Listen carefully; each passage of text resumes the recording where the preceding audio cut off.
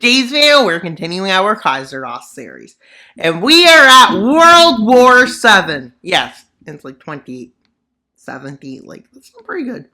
And while Russia makes two quick offensives at the beginning of the war, before the reactions really happen, Russia's first offensive is into Dagestan, Chechnya, with Russia marching straight into here to kick Canada out of their territory. Well, they decide to hold it there. And what is going on in this front line? Well, German forces in Sweden managed to take Oslo and kick Norway out of the war, as at this time Russian troops start entering Finland. But they also create a safe zone to protect their borders along here. There's a goal in this. With Germany coming into Finland from the north, and Russia sliding into the south and north, Finland is starting to crumble into itself, with Finland's surrender happening. Italy and Germany start an offensive into Austria together. But as this is going on, well, we got a problem. Germany is having problems. They're pushed back, with France occupying a front line like this. But as that happens, Germany's forces finally arrive from Norway and are put there, so they use some troops to move into Czechia, quickly taking Prague. With Italy finally starting their Romania offensive moving in, as Turkey moves right into Palestine, Israel, whatever the state is at this point, I'll call it the Levant. Well, they move in the Sinai Peninsula all the way to the Suez Canal before stalemate's achieved. With Germany starting a minor offensive against Poland, as Russia's offensive in the Baltics starts ramping up, quickly leading to their victory against the Baltics. Well, Poland still occupies a bit, with Russia's offensive into Ukraine going better. Ukraine just gets invaded over and over, with the surrender of Romania, and Italian troops start moving into that area. But French troops launch another offensive against Germany. But one problem, it's kind of late for this offensive, as Germany starts its offensive into Poland. And Russia's offensive gets moving. As the coastline of Poland falls, and Russian and Italian troops meet up, cutting off Ukraine. Well, with Russian troops moving in fast while Germans slowly move in, Poland is forced to capitulation, followed by them managing to take Crimea. As Russia causes Ukraine to be forced into capitulation, Germany moves its troops to the front line, and Russian troops come hurrying, and they quickly manage to push up into Denmark area on the front and kick them back. Well, at this point, a breakthrough happened. Turkish imperial forces pass the Suez Canal, capturing it. And capturing Cairo and Alexandria, the capitals of it. And they move into the Nile. And quickly, the front becomes something like this. Although the Democratic troops push them back, with Canadian troops marching its allies up to push them back in Egypt, but they only do this. And while Russian troops have now arrived on the Western Front, so with German and Russian troops moving into the Rhineland, which France has been taking advantage of for its resources, no more. And while the Netherlands, the United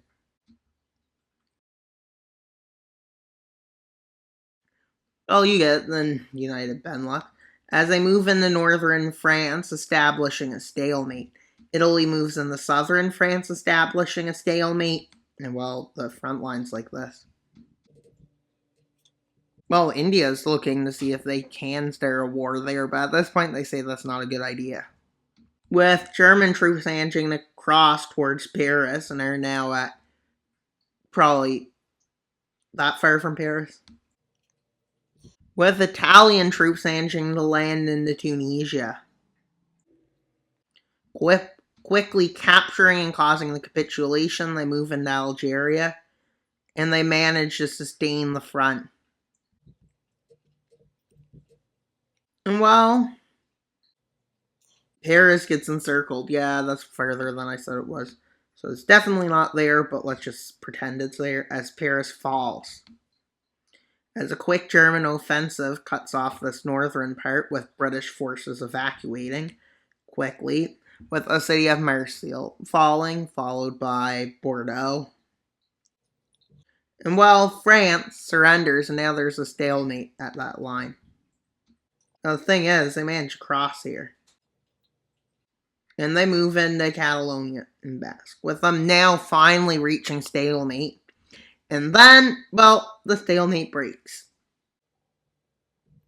with Britain launching a major offensive. They try to push Germany out of Iberia, with Germany resisting it well, as they want the glorious days of the Kaiser to come back. They can't wait to create Kaiser Europe for the second time. And they're excited, with their motivation of the soldiers at an all-time high and the morale's extremely high. Well, they take Madrid. And well, as you can see, the fall of Iberia is now guaranteed, with them moving into Galicia, quickly moving to take Lisbon. British forces leave while the surrender of South Spain happens, and forces move down into Morocco, Italian forces to be exact. And nobody stops them yet, but the Italian other front line decides to start heading there as they take Algiers. Well, they create a stable front line. Same with the Ottomans expanded to stabilize it. With America deciding to put a surprise in it. Not America, but Saudi Arabia says, look, we can make us win. We will change the tides of the war. Which causes a minor offensive against them, counter-offensive, which leads to a minor real offensive into, like, the Iraq territories held. With Imperial Turkey still upset from their big loss against Saudi Arabia, they launch an offensive. And this offensive is strong, a shock, as shock waves are sent through. They've made a successful offensive and are now moving into the north. Moving past Baghdad, which is right there. Moving down the coast a bit. With American troops arriving in the Arabian Peninsula, and Canadian and British, the Turks get pushed back. But Russia decides to send troops down here to help, which leads to a successful offensive, with them deciding to move to Riyadh, which is about here. And they manage to take the city of Riyadh. And well, this is what happens. Well, this surrender of this northern area. And while American and Canadian troops see Mecca fall, so they decide they have to start an offensive.